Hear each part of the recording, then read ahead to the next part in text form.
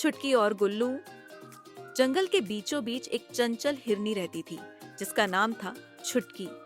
वह इतनी फुर्तीली थी कि हवा भी उसे पकड़ने में नाकाम हो जाती। दूसरी ओर जंगल का आलसी भेड़िया गुल्लू था। गुल्लू को सिर्फ आराम करना पसंद था और जब भी कोई उसे काम करने को कहता वह हमेशा कोई न कोई बहाना बना देता। एक दिन गुल्लू को बहुत तेज भूख लगी, लेकिन शिकार करने की बात सुनते ही उसके पेट में और भी ज्यादा दर्द होने लगा। तभी उसने देखा कि छुटकी पास ही खेल रही थी। गुल्लू ने सोचा, अरे इसे ही बहलाकर पकड़ लेता हूँ, फिर आराम से खा लूंगा। गुल्लू ने एक चाल चली और छुटकी से कहा, अरे छुटकी, तुम्हें पता है मैं कितना तेज दौड़ सकता हूँ? छुटकी हंसते हुए बोली, अरे गुल्लू भैया, तुम्हें तो चलते हुए भी आलस आता है, दौड़ने की बात मत करो। गुल्लू को शर्मिंदगी हुई, लेकिन वह अपनी योजना में जुटा रहा।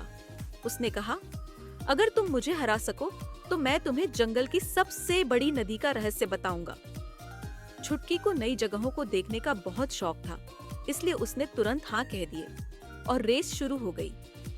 जैसे ही गुल्लू ने पहला कदम बढ़ाया, छुटकी बिजली की तरह दौड़ी और पलक झपकते ही दूर निकल गई।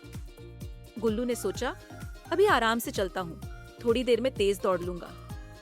लेकिन जैसे ही उसने दौड़ने की सोची, वह वहीं घास पर लेटकर सो गया। जब उसकी आंख खुली, तब तक छुटकी नदी किनारे पहुंच चुकी थी। गुल्लू ने हार मान ली। छुटकी हंसते हुए बोली, जो मेहनत नहीं करता उसे हार ही मिलती है।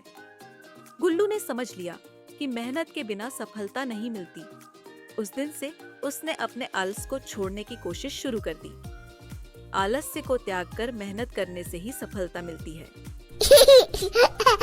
बाबा।